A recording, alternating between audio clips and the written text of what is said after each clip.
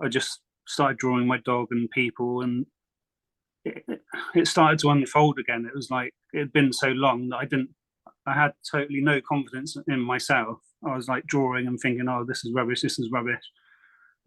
Kept judging my work. But then I started sharing it with some people and on social media, and they said, oh, that's really good, actually. Started drawing free drawings of people. Some people started paying, like I'd send a free drawing to someone and I'd say, if you like it, just donate, some money through PayPal. And then one guy paid £70, and that was Nice. a lot for, yeah, there's a lot for someone who hadn't done it professionally before. And it was just like a real confidence boost knowing that, wait a minute, someone's buying my work, so there must be some value in it. So yeah, and then lockdown came, and I was quite fortunate. It was I was able to work from home, but then I got a lot of painting in then as well, because obviously we were indoors a lot, and I was just painting whatever I felt like, and kind of I didn't focus on improving my skill. I just improved in finding my own style and just getting work done, really. So I did that for a couple of years, and then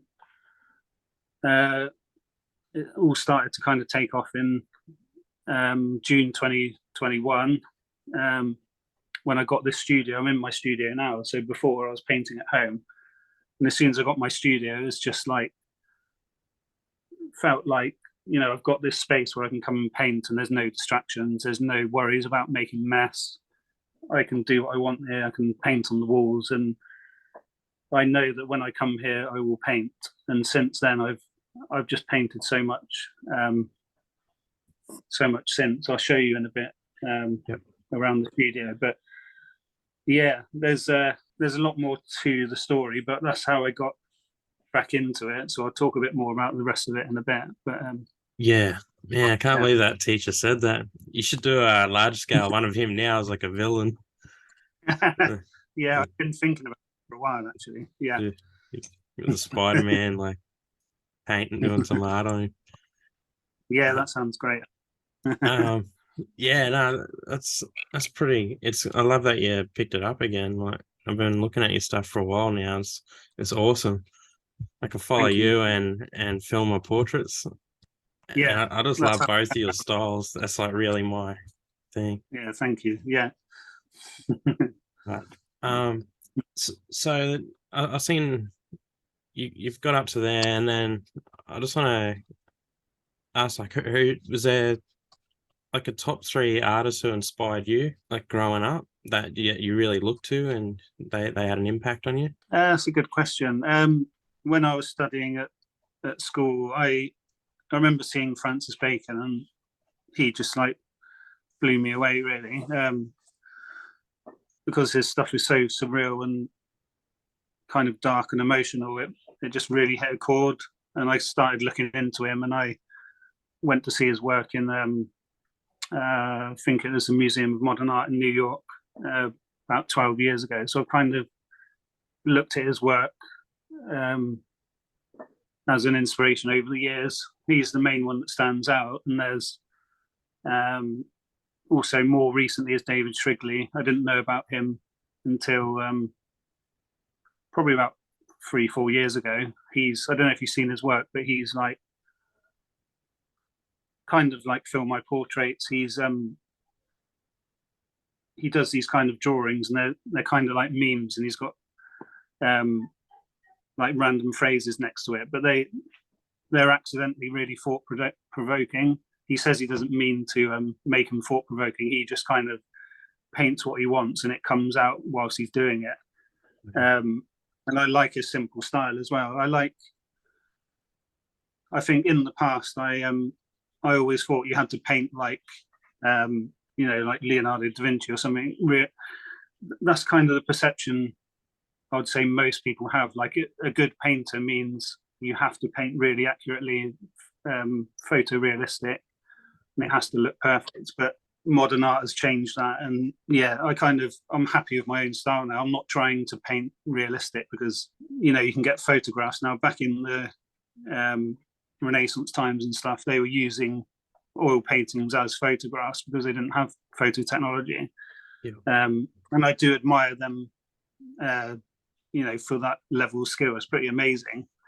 But yeah, I think my main inspiration is someone called Jean Dubuffet. He inspired Keith Haring as well, and I found him through that connection and went to see his work last year in London. Yeah, he only started his art career when he was in his late 30s, and it kind of resonated to me because I was a similar age when I started 4 years ago. I'm 40 now. Yeah. And he, in his documentary, it said he started taking it seriously when he was 41, and he started like focusing on it as a and yep. And then his kind of style was art brut, so it was kind of going back to film my portraits is really kind of non-conventional for the time. This was like in the 40s and 50s, I think, just after post-war, and he was having exhibitions in France where it was totally out of the norm then, and he was like really groundbreaking in that kind of modern art style. So I really like him that he was A, self-taught, and B, he started late. So thinking about him and how he got started really does inspire me as well. Yeah. Oh, that's awesome. That's it's like never too late to start anything.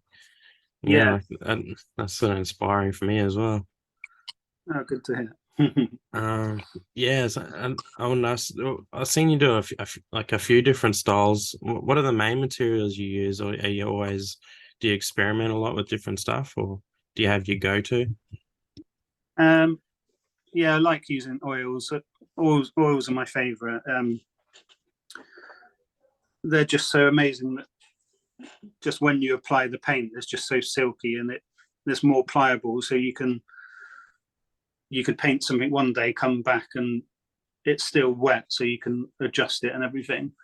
But I do like acrylics as well. I like if you want to do a quick painting with acrylics, it dries like the day after, like in a few hours, and then it's all done. So I use a mixture. If I'm doing some quick paintings I want dry quickly, I use that.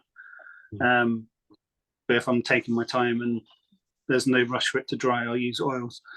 And then also been doing some mural stuff over the past year. So that's been a learning experience as well, with all different types of walls and how you get the paint to last a long time and all that kind of stuff, and protecting the paint from weather and all those kind of things.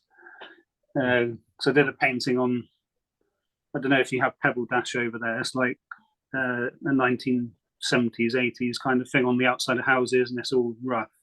It's like lots of little stones in it, so it's quite hard to paint on. Yeah. Okay. So we had to get loads of, we had to get like 3 times as much paint as we estimated, because it like soaks it all in, little things like that. So it's definitely been a learning curve, but I'm happy with, I think oils are my favorite, and I want to go bigger and bigger on the canvases as well. Yes, that's awesome. You got a few different things too. Like I've seen your coaster collection. I love the mobster coaster collection you got. Yeah, thank you. I started the coasters last year, but I was kind of following David Shrigley because he did a lot of coasters, and it's just the getting started that we're scared of. I think it doesn't matter how small you start, as long as you do something. You know how amazing Phil My Portraits is. He's done I think he posted yesterday, and he said he's done, what is it, 6,800 or maybe more than that commissions. That's so amazing. Like, I'm sure he didn't start. He obviously didn't start out with all those. He started out with his first one. He got ridiculed a lot, didn't he? And he still does, and he still keeps going. So it's amazing. Yeah. And I love how he handles it too. And that's leading me into like, how you're saying you're doing the exhibitions, and like you've done your own. I was thinking back. I watched that 2009 BBC interview that you done. Yeah. about social anxiety.